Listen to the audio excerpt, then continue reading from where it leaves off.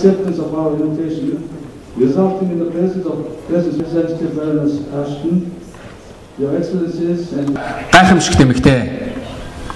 Бидний дунд бас Арабын хувьсгалын ээж хүрэлцэн ирсэнд тусмаа Азийн орны явах зам биш гэсэн ойлголтыг бид шин сонголтоор эвдсэн. Ирэх чөлөө бол энэ дэлхийн хаанч хүн бүхний Mr. Chairman, Excellency, delegates to the conference, ladies and gentlemen, I wish to begin by expressing my appreciation to His Excellency, the President of Mongolia, for inviting me to speak at this conference of the communities of democracies. I accepted these invitations not only because I want to visit a country that had made many achievements regarding democracy, or to exchange the idea and views on democracy, but I am here also because democracy is so important to me, and more importantly, to the people of my beloved home, Thailand. Democracy is not a new concept. Over the year, it has brought progress and hope to a lot of people. At the same time, many people have sacrificed their blood and life in order to protect and build a democracy. A government of the people, by the people, and for the people does not come without a price. Rights and liberties and the belief that all men and women are created equal to have been fought and sadly died for. Why? This is because there are people in the world who do not believe in democracy. They are ready to grab powers and wealth through suppression of freedoms. This means that they are willing to take advantage for other people without respecting human rights and liberties. They use force to gain submission and abuse the power. This happened in the past and still pose challenges for all of us in the present. In many countries, democracy has taken a firm root, and it's definitely refreshing to see another wave of democracy in modern times, from Arab Spring to the successful transition in Myanmar through the effort of President Thein Sein, and also change in my own countries, where the people power in Thailand has brought me here today.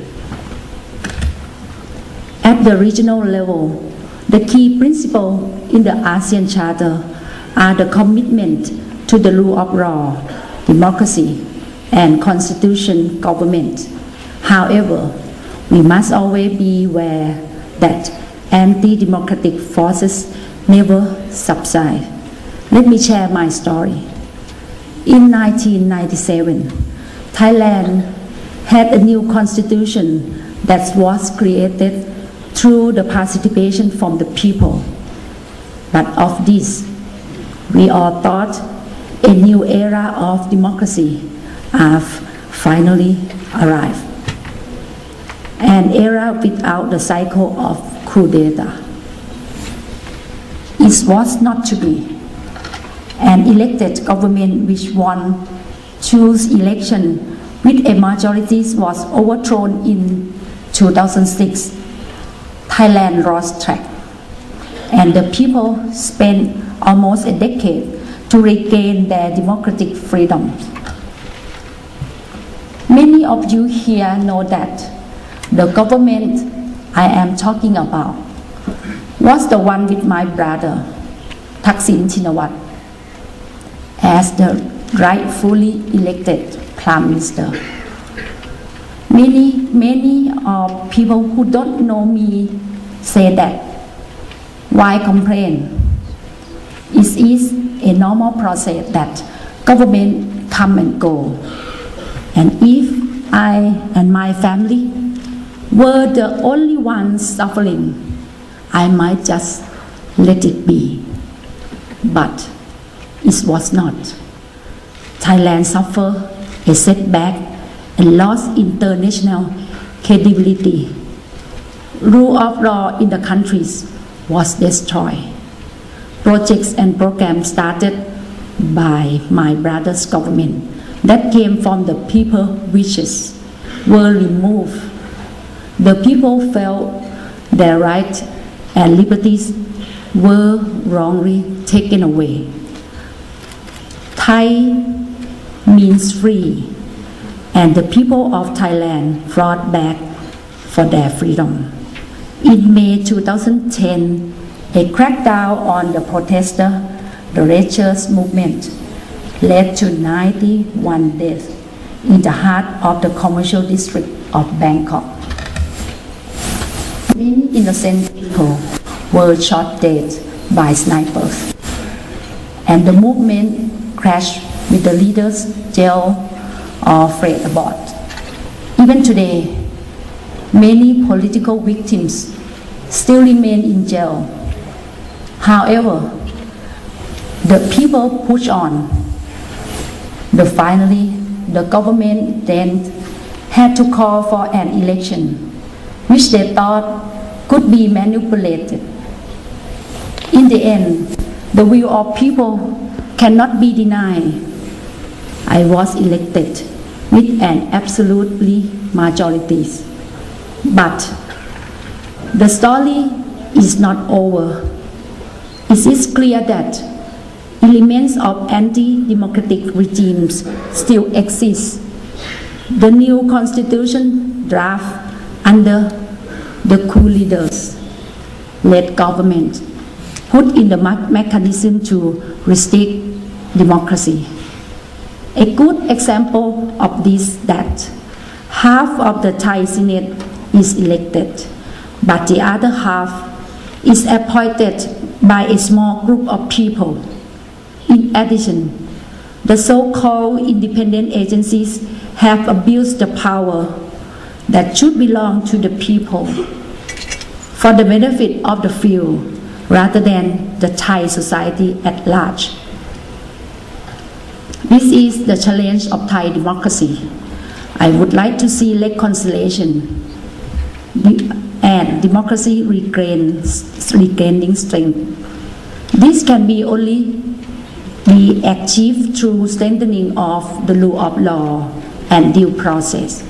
Only then will every person, all walk of life, can feel confident that they will be treated fairly. I announce this as part of the government policy at the Parliament before I fully assume my duties as Prime Minister. Moreover, democracy will also promote political stability, providing an environment for investment, creating more jobs and income. And most importantly, I believe political freedoms address long-term social disparities by opening economic opportunities that would lead to reducing the income gap between the rich and the poor.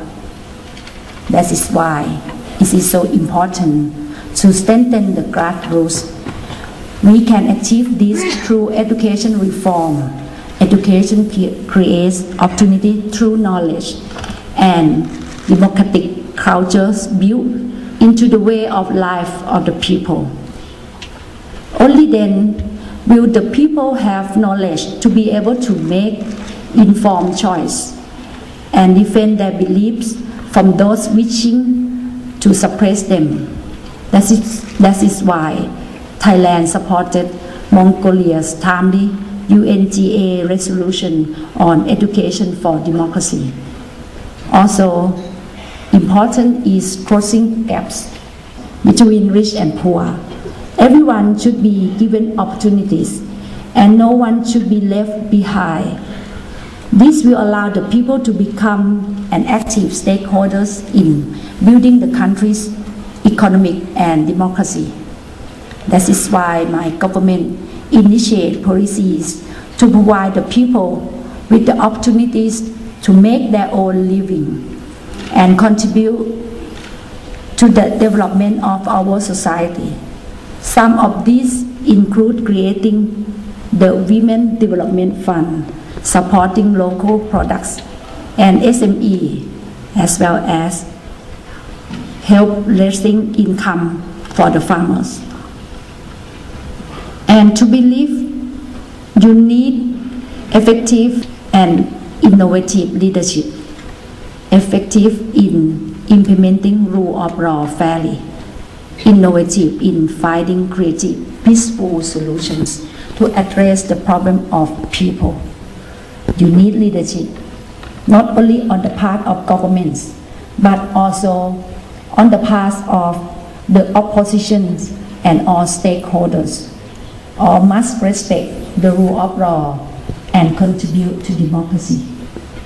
Ladies and gentlemen, another important lesson we have learned was that international friends matter.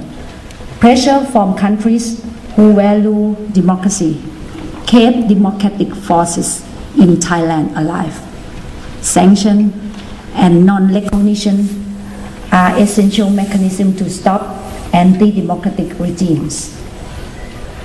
An international forum like Communities of Democracies helps sustain democracy, seeking to promote and protect democracy through dialogue and cooperation. More importantly, if any countries took the wrong turn against the principle of democracy, all of us here need to unite to pressure for change and return freedom to the people. I will always support the communities of democracies and the work of the Governing Council. I also welcome the President's ASEAN Partnership Initiative for Democracy and will explore how to extend our cooperation with it. Ladies and gentlemen, I would like to end my statement by declaring that I hope that the suffering of my family, the families of political victims, and the families of the 91 people who lost their life in defending democracy during the bloodshed in May 2010 will be the last. All human beings will be protected for future generations to come. Thank you for your attention.